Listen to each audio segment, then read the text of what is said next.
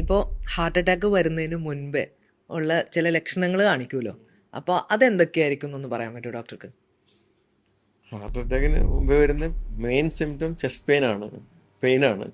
വേറെ ഒന്നും ഒരു വാണിംഗ് ഒന്നുമില്ല. പേഷ്യൻ്റെ പെയിനാണ് മീൻസ് അത് ഞാൻ പറയില്ല central middle of the chest. ചിലർക്ക് അത് അതിൻ്റെ നേച്ചർ ഓഫ് ദ പെയിൻ ഭയങ്കര വേരിയബിളാണ്.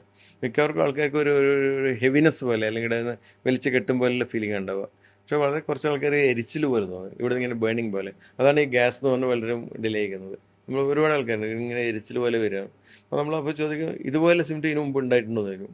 അല്ല, ഫസ്റ്റ് ടൈം ഒരാൾക്ക് ഒരു 45 വയസ്സിന് മേലുള്ള ആൾ ഫസ്റ്റ് ടൈം ഇവിടെ ഒരു എരിച്ചിലായിട്ട് വരികയാണെങ്കിൽ, അത് സഡൻ ഓൺസെറ്റ് ആയിട്ട് വരും, 10-15 മിനിറ്റിൽ വരികയാണെങ്കിൽ അത് ഹാർട്ട് അറ്റാക്ക് ആവാനുള്ള സാധ്യത വളരെ കൂടുതലാണ്. പിന്നെ അത് അസോസിയേറ്റഡ് സിംറ്റംസ് ആണ്. ഇപ്പം ഹാർട്ട് അറ്റാക്ക് ഒരു 10-15 മിനിറ്റ് ഒക്കെ പെയിൻ വരുമ്പോൾ ആൾക്കാർ അതിൻ്റെ കൂടെ ഒരു ഭയങ്കര അൺഎക്സ്പ്ലെയിൻ പ്രൊഫ്യൂസ് സ്വെറ്റിംഗ് ഉണ്ടാവാം. പക്ഷേ ചിലപ്പം ബി പിയിലെ വേരിയേഷൻ, പൾസിലെ വേരിയേഷൻ വരുമ്പോൾ ഒരു ലൈറ്റ് ഹെഡഡ്നെസ്. ചില ആൾക്കാർക്ക് ഈ ചില ഹാർട്ടിൻ്റെ ഇൻഫീരിയർ വാൾ അറ്റാക്ക് എന്ന് പറയും, താഴത്തെ ഡയഫ്രം, അവർക്ക് കൂടെ വോമിറ്റിംഗ് ടെൻഡൻസി ഉണ്ടാവാം. അപ്പോൾ പിന്നെ ചിലപ്പോൾ അധികം വലിയ അറ്റാക്ക് ആണെങ്കിൽ ഒരു ശ്വാസം മുട്ട് പോലെ ഉണ്ടാവാം. അതൊക്കെ അതിൻ്റെ കൂടെയുള്ള സിംറ്റംസാണ്. മെയിൻ സിംറ്റം ചെസ്റ്റ് പെയിൻ തന്നെയാണ്. അതിനു മുമ്പേ പറയും. പിന്നെ അത് അങ്ങനെയുള്ളവർക്ക് നമ്മൾ ചോദിച്ചാൽ അത് കഴിഞ്ഞ പ്രീവിയസ് 1 or 2 ഡേയ്സിൽ ചിലപ്പോൾ കുറച്ച് നടക്കുമ്പോൾ ചെറിയ ഡിസ്കംഫർട്ട്, അല്ലെങ്കിൽ രാത്രി കിടക്കുമ്പോൾ ചെറിയ ഡിസ്കംഫർട്ട് ഒരു ചെസ്റ്റിൽ അങ്ങനെ ഉണ്ടാവാം.